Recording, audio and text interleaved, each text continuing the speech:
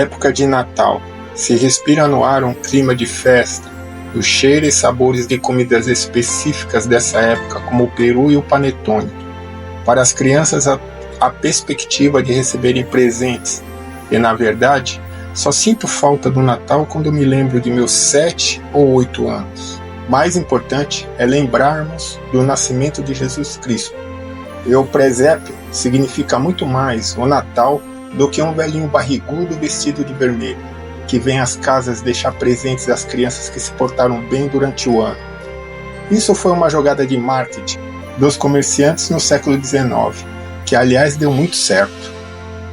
Mesmo a data do nascimento de Cristo é controversa, e o dia 25 de dezembro remete à data de duas festividades da Roma pagã, a Saturnália e o dia do Deus Sol.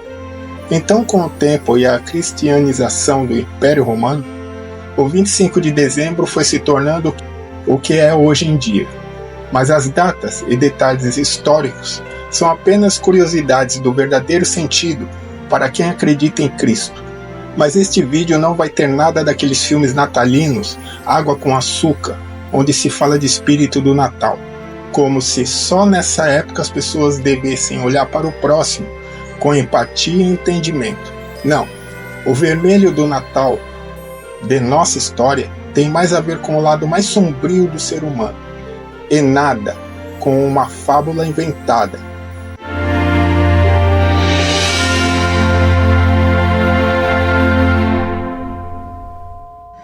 Diretamente das profundezas da Zona Norte de São Paulo, eu, Luiz Roberto, dou as boas-vindas ao meu canal.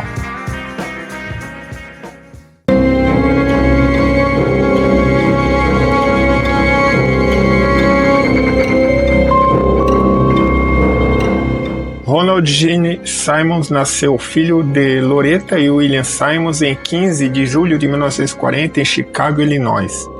Em 31 de janeiro de 1943, William Simmons, seu pai, morreu de um derrame. Dentro de um ano, sua mãe se casou novamente, desta vez com William D. Griffin, um engenheiro civil do Corpo de Engenheiros do Exército. Em 15 de setembro de 1957, Simon abandonou a escola e ingressou na Marinha, e foi inicialmente estacionado na Estação Naval de Bremerton, em Washington.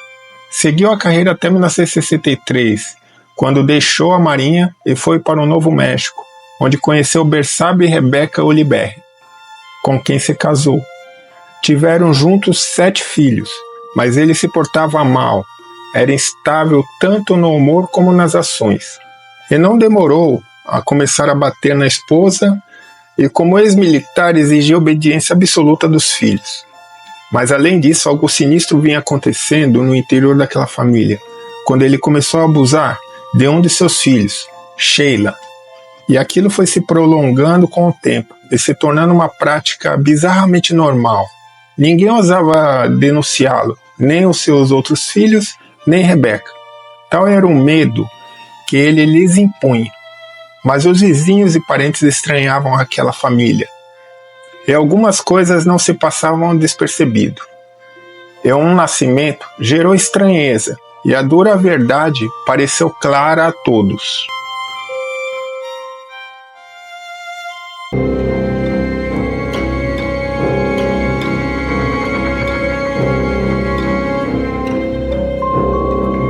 Sheila, a filha, que vinha sendo constantemente abusada desde a infância, acabou engravidando aos 17 anos. Todos estranharam isso, pois ela era muito reclusa e não se via em companhia de nenhum dos rapazes do lugar.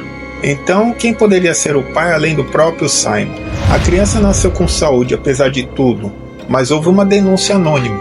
E em 3 de abril de 1981, ele foi investigado pelo Departamento de Serviços Humanos de Crowdcroft, Novo México, cidade em que residiam. Temendo ser preso, Simon fugiu do Novo México com toda a família no final daquele ano. Primeiro foram para Ward, Arkansas, no condado de Lonoke, e depois para o condado de Pope. Simon então trabalhou em uma série de empregos mal remunerados na cidade vizinha de Russellville, Arkansas. Ele deixou o cargo de balconista e pediu as contas na empresa que trabalhava, a Old Line Motors. Isso depois de vários relatos de avanços sexuais inadequados. Então foi trabalhar em outra empresa, a Sinclair Mini-Mart, por aproximadamente 1 ano e meio, antes de pedir demissão mais uma vez, em 18 de dezembro de 1987. Nessa época, seus 2 filhos mais velhos, Billy e Sheila, a mesma em que ele havia abusado e tido um filho, já haviam se mudado e formado suas próprias famílias. Ele não pôde evitar que ele se fosse, e sentia estar perdendo aquela influência tão completa que exercia sobre sua família. Até Rebecca, sua esposa, amedrontada, vinha falando em se separar-se. Ele estava envelhecendo, não se mantinha em emprego nenhum. Era um militar autoconfiante no passado, mas isso ficou no passado. Parecia perder o brilho, logo ficou claro para ele que tudo ia caminhando para uma solidão amarga e miserável. Pior é que ele não se conformou com o destino que ele próprio provocou com suas más ações. O egoísmo em certos homens é algo tão forte e intenso que gera reações das mais imprevisíveis. E Gene Simon, entre um copo de bebida e outro, acabou se decidindo a abreviar a seu jeito o destino que vislumbrava. O fim de tudo e de todos a quem julgava ser dono, uma amostra cruel de que ele não estava acabado.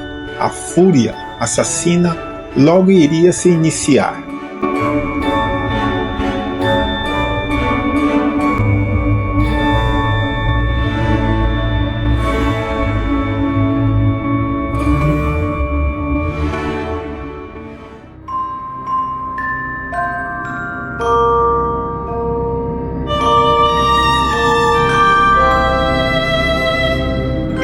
Sejam bem-vindos ao Natal Sangrento. Ho, ho, ho. Na manhã do dia 22 de dezembro de 1987, Gene acordou e decidiu levar a cabo o que já vinha pensando há semanas: matar a todos de sua família. Não estava bêbado, não estava drogado, nem mesmo em surto psicótico. Simplesmente e friamente decidiu eliminar a todos de sua família, como eles pertencessem a ele. Sua esposa Rebecca estava na cozinha naquela manhã. Na sala, seu filho mais velho e sua neta Bárbara, de 3 anos, assistiam TV. Silenciosamente ele saiu de seu quarto, munido de uma arma calibre 22. Foi ao quintal e pegou um pé de cabra. Se dirigiu à cozinha e golpeou sua esposa com o pé de cabra na cabeça. Ela caiu.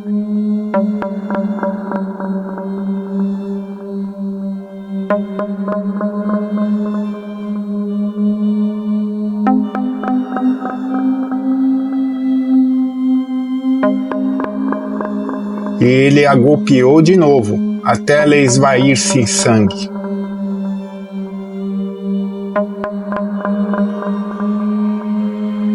Sacou então a arma e foi à sala, onde atirou no filho a queima-roupa no peito, 2 vezes.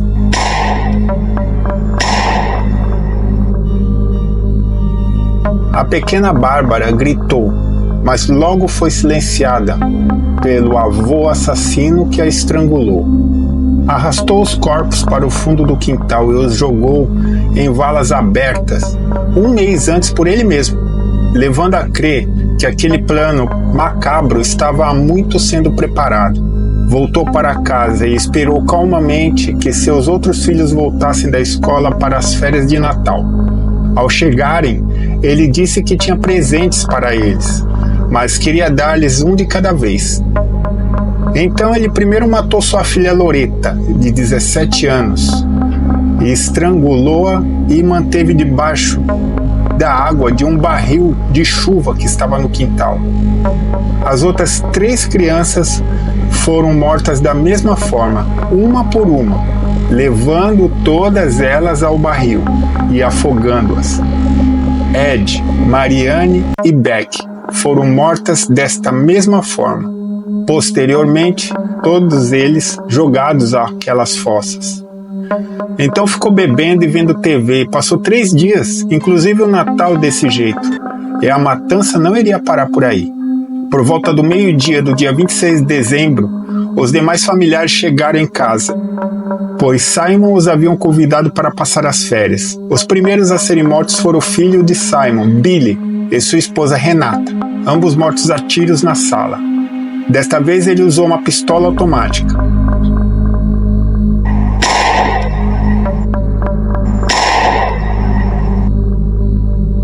Sheila, a filha que ele abusara, e seu marido Dennis tentaram escapar, mas foram mortos, ambos alvejados pelas costas, ao saírem para o quintal. Faltavam as duas crianças, a menina, filha de Sheila, que aliás era sua filha daquele abuso, de 7 anos, e seu outro neto, Michel, de apenas 21 meses. Estrangulou ambos friamente. Simons colocou todos os corpos desses familiares na sala. Após os assassinatos, ele dirigiu até uma loja da Sears, em Russellville, onde pegou presentes de Natal que havia encomendado anteriormente para sua família. Naquela noite ele foi tomar uma bebida em um bar local, antes de voltar para casa, onde passou o resto da noite e do dia seguinte bebendo cerveja e assistindo televisão. Eliminaram a família toda, e agora seria a vez dos desafetos. Na manhã do dia 28 de dezembro, Simon dirigiu até o Walmart em Russellville, onde comprou outra arma de fogo, para usar no ataque que estava prestes a realizar. Seu primeiro alvo foi um escritório de advocacia onde já havia conhecido a secretária Kate Cribbins Kendrick. Simon estava apaixonado por ela, mas ela o rejeitou. Depois de entrar no escritório, ele atirou e matou Kendrick.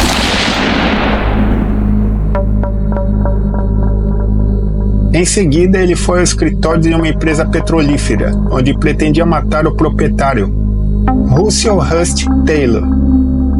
Taylor também era proprietário da Sinclair Minimart, da qual Simon havia se desligado recentemente. Ele atirou e feriu Taylor antes de matar outra pessoa no prédio, chamada Davis Chaffin. Chaffin foi a única vítima falecida que era estranha para Simon. Outro funcionário do prédio foi baleado, mas a bala errou.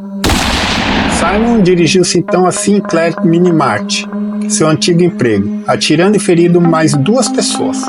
Seu alvo final foi o escritório da Old Line Motors Freight Company, onde ele atirou 2 vezes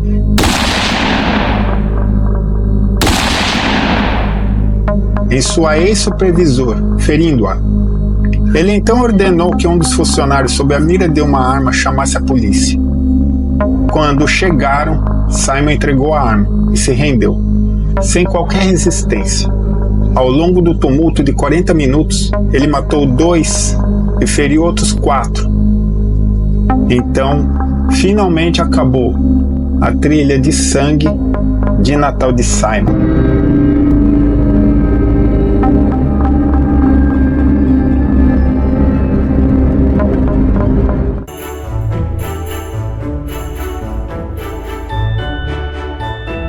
Após sua prisão, Simon foi submetido a uma avaliação psiquiátrica, onde foi considerado apto a ser julgado.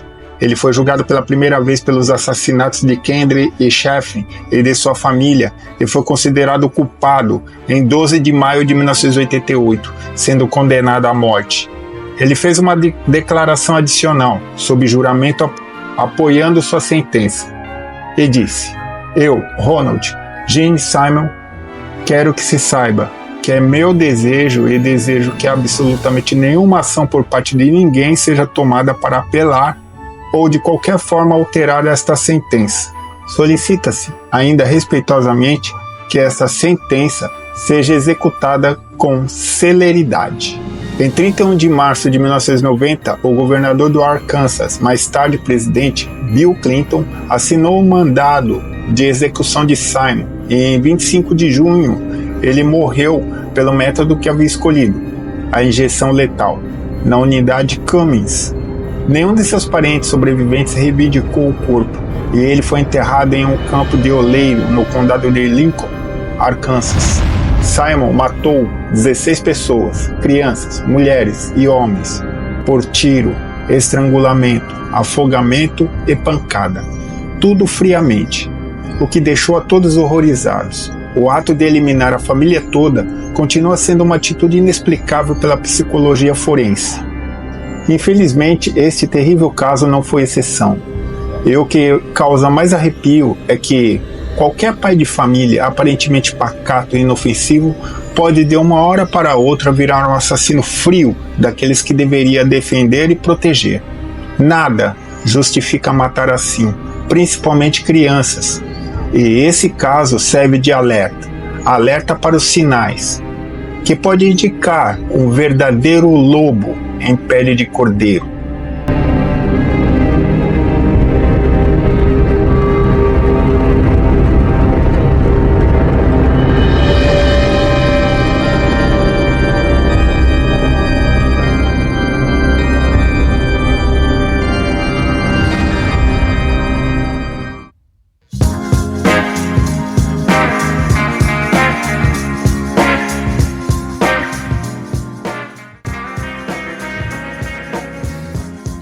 Oi gente, espero que vocês tenham gostado aí do vídeo, né, dessa historinha de Natal. E o Natal sempre foi para mim, acho que para todo mundo tem um significado maior na infância, né? E na minha época, minha tia colocava um pinheiro natural mesmo na sala, né? E tinha aquelas bolinhas coloridas que na época era de vidro, hoje é de plástico. E o pisca-pisca, né? Então tinha todo aquele clima que fazia sentido, né? E a gente ficava na expectativa de ganhar presente também, né? Que criança que não gosta. Hoje perdeu um pouco sei lá, eu já não ligo tanto para Natal. Eu acho que um momento que faz sentido, um momento que é importante é a ceia, né? Para quem tem a família unida e coesa, principalmente, né? Então, próxima segunda-feira é o Natal, né? Domingo para segunda é a passagem do Natal. Espero que vocês tenham um ótimo Natal com os familiares, né? Com as pessoas importantes da vida de todos, né? Então é isso.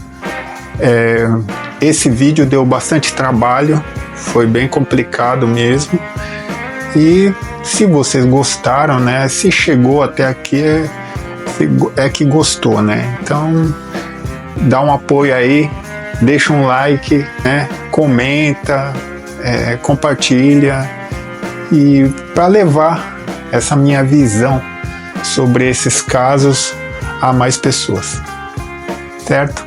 Dito isso, Feliz Natal e valeu!